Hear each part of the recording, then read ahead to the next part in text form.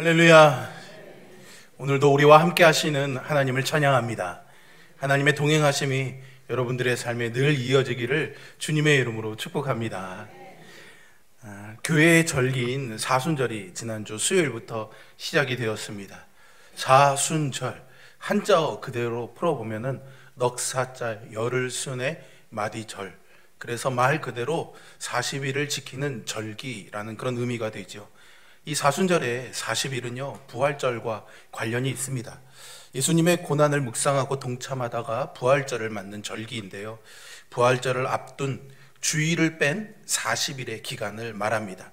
그러니까 주일까지 포함하면 총 46일간이 되게 됩니다. 올해는 지난 14일 수요일부터 시작해서 이제 3월 30일 토요일까지가 이 사순절 기간이고요, 3월 31일은 부활주일로 우리가 지키게 됩니다.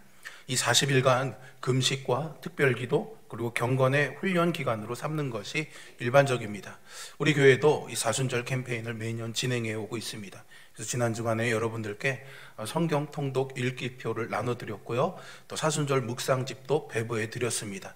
지난 주간 명절이어서 못 오신 분들이 많았는데요, 못 가져가신 분들은 오늘 경필대에서 성경 통독표와 또 사순절 묵상집을 꼭 가져가셔서 이 40일 기간 말씀을 통해서 하나님 앞에 더 나아갈 수 있는 그런 시간이 되었으면 합니다. 그리고 더불어서 우리 글로벌 비전과 함께 사순절 한 끼 금식 운동도 합니다. 사순절 기간 동안 여러분들께서 금식하시고 금식하는 매 끼니마다 그 식사 비용을 모으셔서 종료주일부터 부활주일 이틀 동안 사순절 한 끼 금식 헌금을 해주시면은 그것을 모아서 글로벌 비전을 통해서 제3세계에 식량이 부족한 가정과 그들을 돕는 일에 쌀을 보내주는 일로 귀하게 사용되어질 것입니다. 어떻게 보면은 굉장히 긴 기간인데요, 이 기간 동안 여러분들께서 이렇게 말씀 묵상과 또 자기 절제의 삶을 살면서 누군가를 위해서 나를 내어주는 시간들로 이 40일이 은혜롭게 채워질 수 있기를 간절히 소망합니다. 성경과 유대인의 전통에서 바로 이 사순절의 40이라는 숫자의 의미는 아주 중요한 의미를 가지고 있습니다. 하나님께서 노아 시대에 이 땅에 죄가 가득하게 되자 40일 동안 비를 내려서 죄인들을 벌하시죠.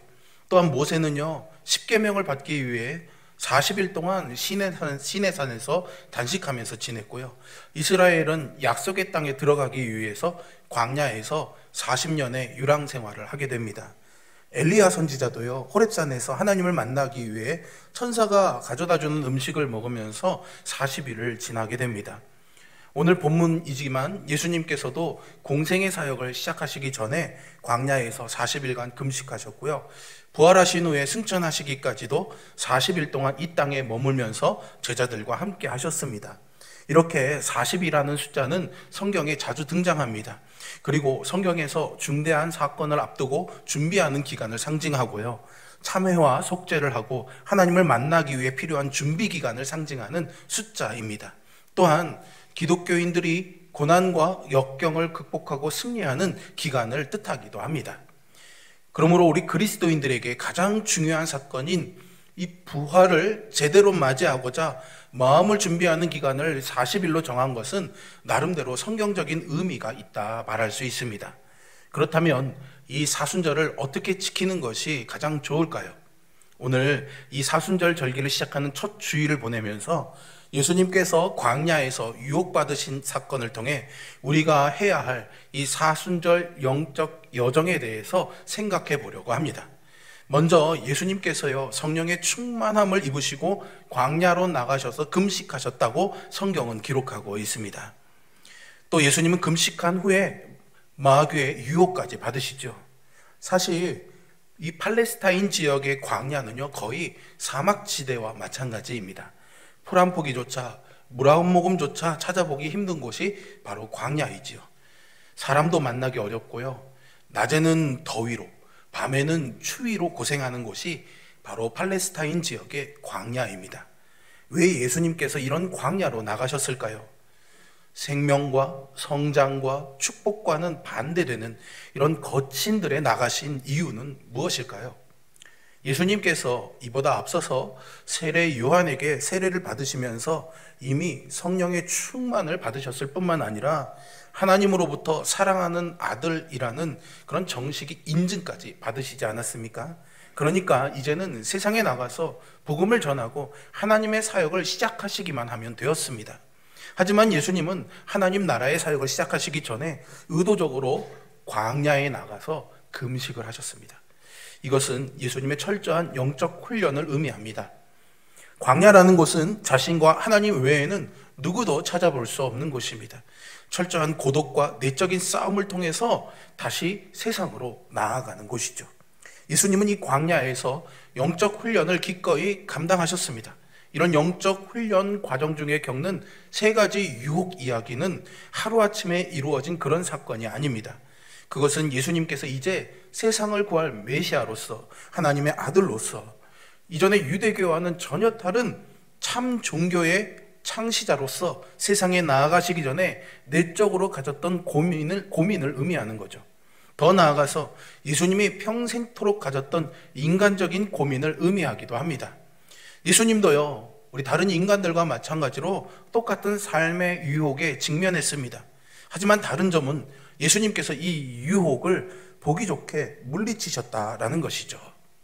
세상을 살다 보면요, 많은 유혹들이 있습니다. 돈과 명예와 권력과 쾌락 등 다양한 유혹을 겪는 것이 바로 우리의 현실이지 않습니까? 사람들의 부러움을 받던 유명인들이 한순간의 유혹에 무너져서 대중들의 비난을 받는 경우들이 종종 일어납니다. 이것은 누구든 유혹의 예외가 아님을 알려주고 있는 것이죠. 마찬가지로 이 세상을 살아가는 신자들이 마귀의 시험에서 이기려면 광야에서 시험을 이기신 예수님처럼 하나님을 향한 분명한 믿음의 근거가 있어야 하고요. 유혹을 이겨내려면 하나님을 향한 신뢰가 바탕이 되어야만 합니다. 사순절 순례의 여정에 서 있는 우리에게도, 아니 주님이 오시는 그날까지 믿음의 여정을 해나가는 우리에게는 늘 이 유혹이 계속될 것입니다. 그러니 이 유혹 앞에서 잔뜩 움츠려들거나 회피하거나 돌아서지 마시고요. 모쪼록 승리하신 그 주님을 바라보면서 누가 유혹하는 존재인지, 또한 우리는 누구를 의지하며 나아가야 할 것인지를 똑바로 마주할 수 있는 저와 여러분 되기를 간절히 소망합니다. 왜 우리에게는 이런 유혹의 문제가 있는 것일까요? 성경에 나오는 첫 번째 유혹을 한번 살펴봐야 할 것 같습니다. 창세기 2장은요, 어쩌다가 인류가 이런 역사의 길을 걷게 되었는지, 왜 끊임없는 이 유혹에서 좌절할 수밖에 없는지 그 기원에 대한 이야기가 적혀 있는 말씀입니다. 인류의 조상인 아담과 하와가요, 선악을 분별할 수 있게 해준다는 열매를 따먹었다는 것이 하나님과 인간 사이가 깨어지게 된 기원이라는 이야기죠. 선악과 사건이라고 하지만 사실은요, 여러분, 이 선악을 알게 하는 나무 자체, 열매 자체에 뭐 대단한 능력이 있었던 것은 아닙니다. 그리고 열매를 따먹은 일 자체만으로도 대단한 일은 아니죠. 문제는 하나님이 이 일을 금하셨다라는 것입니다. 우리가 살아가면서요, 무엇이 선이고 무엇이 악인지를 잘 분별할 수 있다면은 얼마나 지혜롭게 살아갈 수 있겠습니까? 하지만 우리의 그런 생각과 판단보다 더 중요한 것이 하나님의 말씀입니다. 말씀은 무엇을 하고 얻고 이루기 위한 도구가 아니라 마땅히 따라야 할 권위이고 생명이 그 말씀 안에 있기 때문인 것이죠. 선과 악을 분별할 만큼 하나님처럼 지혜로워질 것이라고 마귀는 아담과 하와를 유혹했습니다. 하지만 그 유혹과 그것을 따먹으면 그렇게 될 거라는 예상과는 다르게 말씀을 어기고 뱀의 유혹에 떨어진 결과는 참담했습니다. 오히려 눈이 밝아지고 난 이후에 생명 되신 하나님이 아니라 생명 없이 벌거벗은 자기 자신만 눈에 들어오기 시작했죠. 무능하고 부끄러운 존재가 드러나고 나니 괴롭고 불편해진 겁니다. 뼈 중에 뼈요, 살 중에 살이라고 했던 아담과 하와도 서로를 탓하고 비난하는 관계가 되어버렸고, 무엇보다도 하나님의 시선을 피하고 숨어야 할 만큼 관계가 깨어져 버리고 말았습니다. 여러분, 하나님께서 아담과 하와에게 동산에 있는 모든 것을 먹어도 된다고 아낌없는 은혜를 베푸셨죠. 그런데 왜 아담과 하와는 먹지 못하도록 금하셨던 이 단 하나에게 마음을 빼앗기고 말씀을 어기는 죄를 짓고 만 것일까요? 4세기 초에 기독교 교회의 지도자였던 성 어거스틴은요, 이 죄의 기원을 교만함이라고 정의했습니다. 하나님께서 선악을 분별하게 하는 나무의 과실을 먹지 말라고 말씀하셨는데, 그 하나님의 말씀이 중요한 것이 아니라 선악을 분별하는 그 지혜에 대한 마음을 가지고 이 열매를 탐한 것, 그래서 하나님처럼 된다는 이 달콤한 속임의 정체가 바로 교만함이라는 것이죠. 어거스틴은요, 우리 눈에는 보이진 않지만 이때부터 이 땅에 두 도성, 두 도시, 두 장소가 있다는 것을 설명해 주고 있습니다. 그 기원에는 바로 이 선악과 나무와 생명나무가 있습니다. 첫 번째 도성은요, 바로 이 땅의 도성입니다. 이 땅의 도성은 인간이 주인이 되고 주체가 되는 도성입니다. 이 도성은 하나님이 필요 없습니다. 하나님 없이도 오히려 더 잘 살 수 있다고 말하는 세상입니다. 그래서 이 도성은 선악과가 중심이 된 도성입니다. 그런데 겉으로는 인간이 주체가 되고 주인인 것처럼 보이지만 보이지 않는 그 배후에서는 사탄이 그 도성을 움직이고 조종합니다. 다시 말해 사탄이 모든 사람으로 하여금 하나님의 생명을 거부하고 자기의 그런 선악의 지식으로 살아가며 선악과만을 따먹고 살도록 유혹하고 조종한다는 것이죠. 그리고 이 땅의 도성이 아닌 또 다른 도성이 있는데 그 도성은 하나님의 도성입니다. 하나님이 주인이 되시고 중심이 되는 도성이죠. 이 도성의 사람들은 오직 하나님의 생명을 구하고 은혜를 구하면서 살아갑니다. 오로지 하나님 의존적인, 하나님께 의지하는 삶을 살아가며 하나님의 은혜와 생명 중심적인 삶을 살아갑니다. 그래서 이 도성은 생명나무가 중심이 된 생명나무 도성이죠. 예수 그리스도를 구주로 믿는 사람들은요, 눈에는 보이지는 않지만 하나님의 도성 안에서 살아가는 사람들입니다. 생명나무 도성에서 하나님 없이 못 사는 영생의 사람이고 축복의 사람이죠. 떡으로만 사는 것이 아니라 하나님의 말씀으로 살아가는 사람들입니다. 우리 모두가 바로 그런 하나님의 도성의 사람들인 줄로 믿습니다. 문제는요, 이 하나님의 도성, 그러니까 생명나무 도성 안에 살아가는 그리스도인들도요, 이따금 선악의 지식을 선택하고 추구한다라는 것입니다. 하나님의 은혜와 생명보다는 무엇이 선이고 무엇이 악인가 이 지식에만 마음이 쏠리는 겁니다. 그래서 자기의 그런 선악의 지시대로 마음대로 판단하고 오히려 하나님보다 내가 더 잘 판단한다고 잘나고 똑똑한 삶을 살아가는 것이죠. 그러니 항상 하나님께 불평하고 불순종하고 교만한 삶을 살아가게 되는 겁니다. 광야의 이스라엘 백성들이 바로 그것을 잘 보여줬죠. 그들은 광야에서 하나님을 의지하며 살아야 됐던 사람들입니다. 그런데 그 광야에서 하나님이 이 정도 되면 우리에게 물을 주셔야지 되는데, 하나님이 우리가 이 정도로 다 버리고 나왔으면 배불리 먹게 해주셔야지 되는데, 편안한 삶을 살아야 되는데, 이런 자기 생각으로 가득하기 시작하게 되니까 무엇이 나옵니까? 불평이 터지고 원망이 터져 나오게 되고 하나님을 신뢰하지 않게 되는 것이죠. 여러분, 이렇게 삶의 중심이나 관심이 하나님이 아닌, 하나님의 말씀이 아닌 자기 것, 자기 생각, 자기 판단, 자기만의 옳고 그름으로 치우치게 되면서부터 늘어나게 되는 것은 사실은 내 걱정뿐이고 채워지는 것은 늘 염려뿐입니다. 내 생각에는 이라는 이 기준이 두려워 말라는 하나님의 말씀을 앞서게 되고요, 더 가지고 싶고 더 잘해내고 싶고 더 많이 이루어내고 싶은 이 욕망 때문에 일용할 양식을 구하라는 주님의 말씀에 귀를 닫곤 합니다. 놀라운 것은요, 이렇게 말씀을 거부하고 하나님의 말씀을 듣지도 않으려고 하면서도 자기 생각대로 해서 하나님으로부터 용납과 인정을 받으려고 한다는 것이죠. 여러분, 법치국가에서 인정받는 사람은 누구일까요? 법을 잘 지키는 사람이겠죠. 도덕사회에서 인정받는 사람은 누구일까요?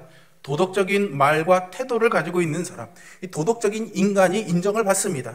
그렇다면 회사에서는 어떤 사람이 인정을 받을까요? 능력 있는 사람, 회사에게 이익을 가져다주는 가치 있는 사람이 인정받겠죠. 이것이 자본주의 사회가 인정하는 의로움입니다. 이렇게 의로움은요, 어떤 자격이나 조건을 충족하고 이루었다는 것을 인정받는 것을 뜻합니다. 그러니까 성경이 말하는 의로움이란 하나님께로부터 인정받을 만하다는 뜻이 되는 겁니다. 하지만 아무리 도덕적이고 윤리적이고 능력이 있고 정의감이 투철하고 억만금이 있고 세상 모두가 그 능력을 인정한다고 해도 그것을 가지고 하나님께 인정받을 수는 없습니다. 하나님의 생명을 얻을 수는 없습니다.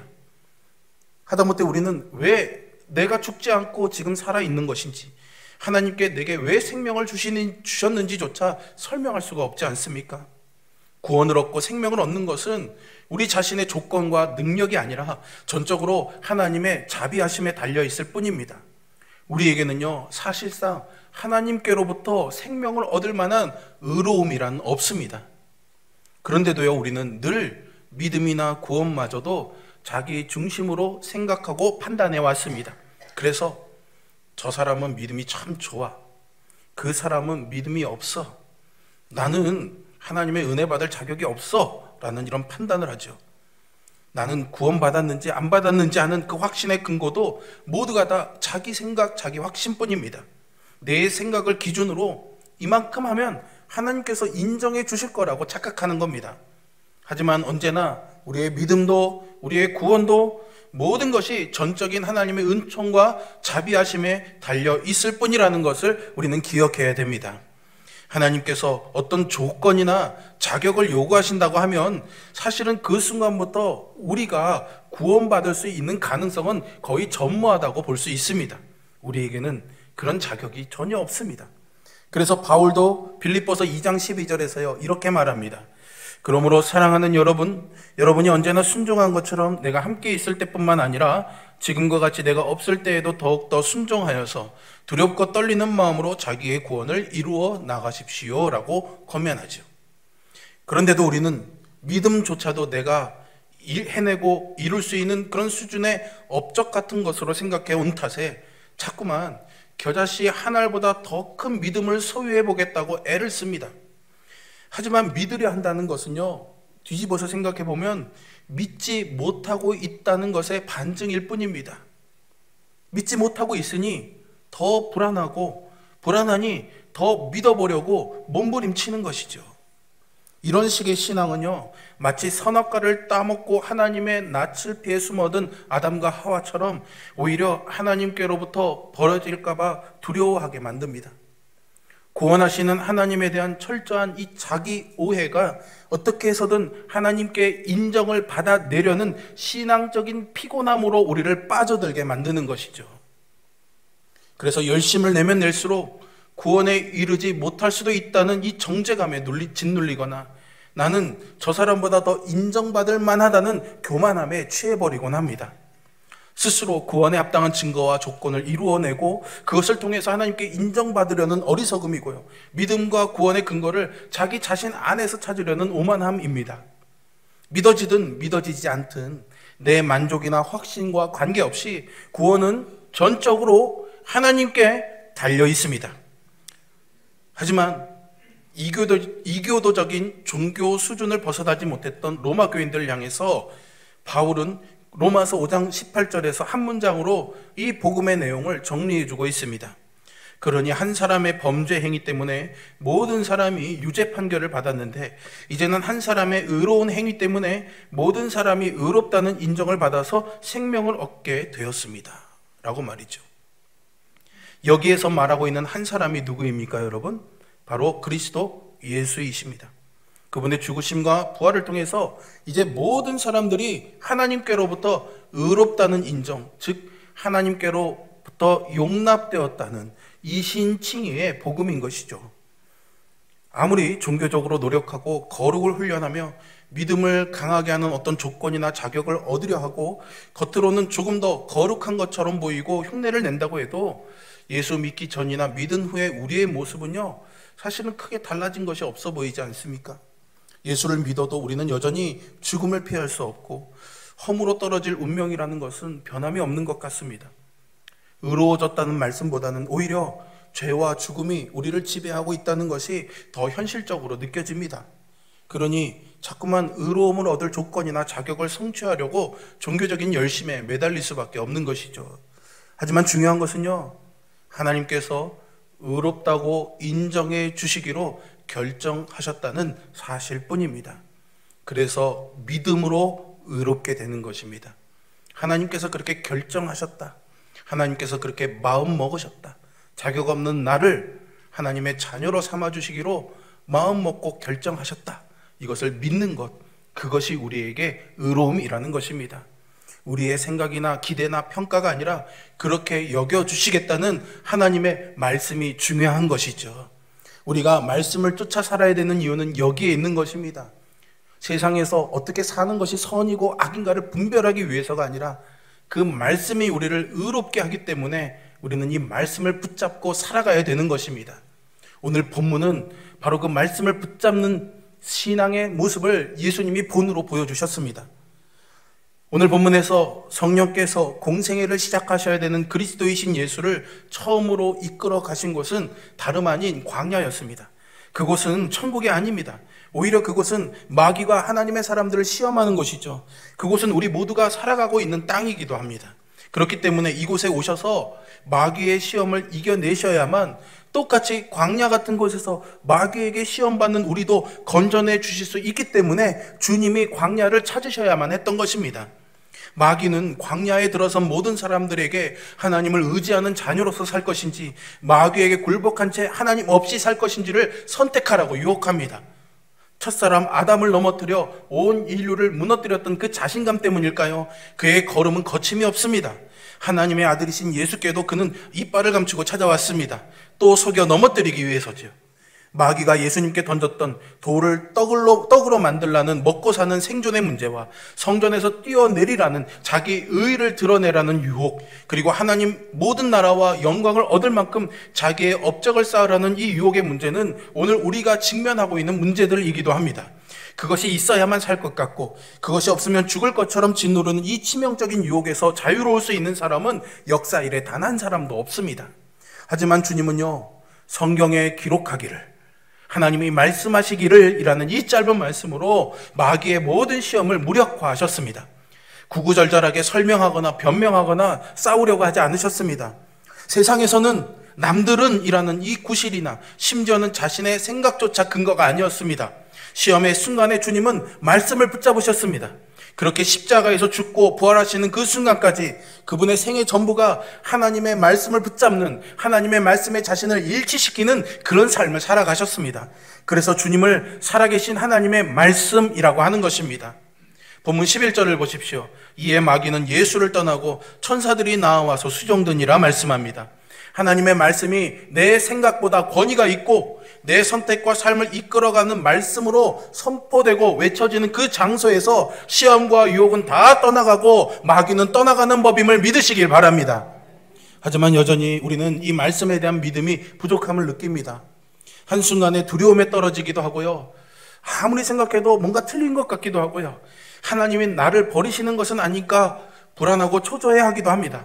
왜 나를 이런 시험 가운데 빠뜨리셨는지 하나님을 원망하게 될지도 모릅니다. 우리는 모두 마귀의 시험과 유혹이 도사리는 광야를 살아가고 있기 때문입니다. 시험은 누구에게나 찾아오고 실제로 모든 사람들이 이 시험을 경험합니다. 시험이나 유혹이 없는 사람이란 없습니다. 오늘도 이 사순절 순례의 여정을 시작하는 우리를 마귀가 유혹하고 있을지도 모릅니다. 문제는 우리에게 이 마귀의 시험과 유혹을 이길 능력이 없다는 것이죠. 하지만 여러분, 두려워하거나 염려하실 필요가 없습니다. 오늘 본문 1절의 말씀을 보실까요? 그때 예수께서 성령에게 이끌려 마귀에게 시험을 받으러 광야로 가사. 성령께서 예수님을 광야로 이끄셨다는 이 말씀은요, 시험에 빠지게 했다는 것이 아니라 어떠한 시험과 유혹 속에서도 성령님이 하나님의 자녀들과 함께 하신다는 말씀인 줄로 믿으시기 바랍니다. 비록 우리는 연약하여도 함께 하시는 성령님이 계시기 때문에 우리가 주님처럼 말씀을 붙잡도록 도우시고 역사해 주실 줄로 믿습니다. 그래서 우리는요, 시험이 많은 이 광야에서 오히려 더 안전할 수 있습니다. 이것을 유대인들이 광야를 부르는 이름에서 근거를 찾을 수 있습니다. 유대인들은요, 이 광야를요, 미드바르라고 불렀습니다. 자막에는 오타인데요, 미드바르입니다. 미드바르라고 불렀는데요, 말씀이라는 뜻의 다바르라는 단어와 그 앞에 어디로부터라는 전치사인 맴이라는 단어가 붙여서 미드바르라는 단어로 광야를 설명하고 있습니다. 그러니까 광야는 어떤 곳입니까? 말씀이 나오는 곳입니다. 말씀이 들려지는 곳입니다. 누구의 말씀? 하나님의 말씀이 들려지는 곳입니다. 그러니까 유대인들은 광야를 어떻게 생각하냐면 그곳이 하나님의 말씀이 있는 곳이고 하나님의 음성을 듣는 곳이다 라는 뜻을 가지고 있는 것이죠. 그래서 광야는 말씀을 들을 수 있는 곳이라는 뜻과 더불어서 말씀으로 사는 곳인 셈이 되는 겁니다. 그러고 보니까 예수님께서 40일간 이 광야에서 치르셨던 시험들은 말씀을 향한 우리의 태도를 분명하게 가르쳐주고 있습니다. 하나님의 말씀이 있으니 우리는 안전합니다. 그 말씀이 생명이요 진리이기 때문이죠.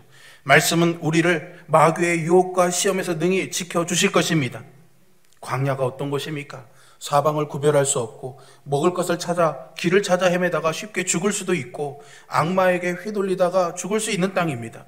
또한 광야는 생명의 말씀을 의존하는 이들에게는 살아갈 수 있는 땅이 되기도 합니다.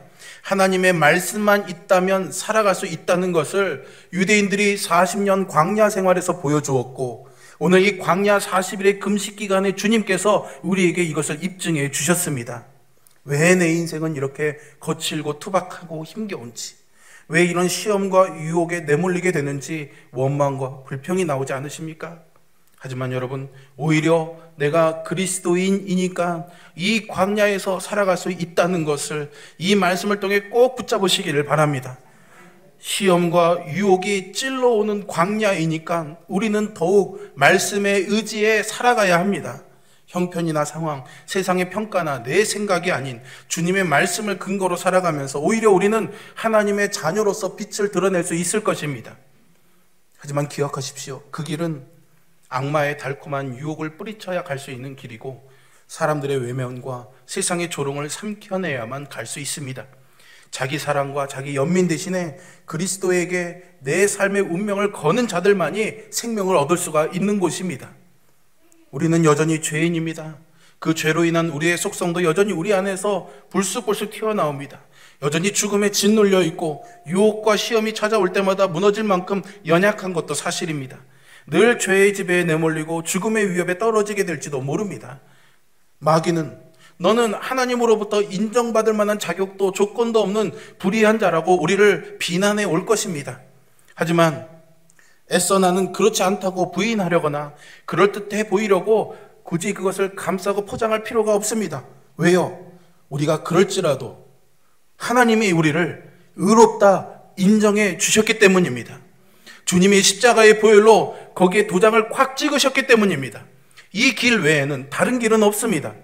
하나님께서 예수 그리스도의 의로움으로 우리를 용납해 주셨고 그 생명이 우리를 덮었으며 그분의 나라가 깨진 우리의 세상을 덮고 있다는 이 사실을 믿음으로 기뻐하며 이 광야에서 살아가는 저와 여러분 되기를 주님의 이름으로 축복합니다.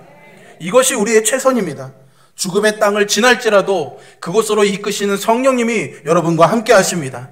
하나님의 말씀과 일치를 이루셔서 이 시험과 유혹을 이겨내신 주님께서 여러분과 함께 하십니다. 인간은 죽는 모든 순간까지 갖가지 유혹과 고민 속에서 살아가게 됩니다. 마귀는 끊임없이 우리에게 다가와서 더 많은 빵을 위해서 더 많은 돈을 벌려고 유혹하고 더 높은 자리, 더 막강한 권력을 얻기 위해 그 자리에 얻기 위한 어떤 노력도 서슴지 말아야 된다고 유혹합니다. 그리고 어떤 종교적인 기적을 통해서 너가 하나님의 자녀임을 증거하라고 그런 기적을 요구하는 유혹을 하기도 합니다. 그래서 어떻게 해서든 우리를 세상으로 몰아넣고 악의 세력에 복종하게 만듭니다. 하나님의 말씀에 귀를 닫게 만드는 것이죠. 바로 그럴 때마다 예수님께서 이 유혹을 이기셨다는 사실을 기억하시기 바랍니다. 광야는 유혹이 있는 곳이기도 하지만 하나님이 말씀하시는 곳이고 예수님이 시험을 이기신 곳이고 성령님이 함께 하시는 곳입니다. 그곳이 바로 여러분들이 서 있는 광야입니다. 그러니 두려워하지 말고 오히려 담대히 이 유혹을 이겨나가시기를 바랍니다. 또한 이 광야의 유혹 다음에는 더 큰 하나님의 복과 계획이 놓여 있음을 신뢰하시기를 바랍니다. 이 사순절 기간 여러분만의 광야로 나아가서 하나님께로부터 들려오는 이 말씀을 통해 영적으로 새롭게 태어나는 그런 시간이 될 수 있기를 바랍니다. 여러분 모두가 예수님처럼 유혹을 이겨내고 진리의 대장정에 나서서 승리하는 사순절의 순례자가 되기를 주님의 이름으로 축복합니다. 기도하겠습니다.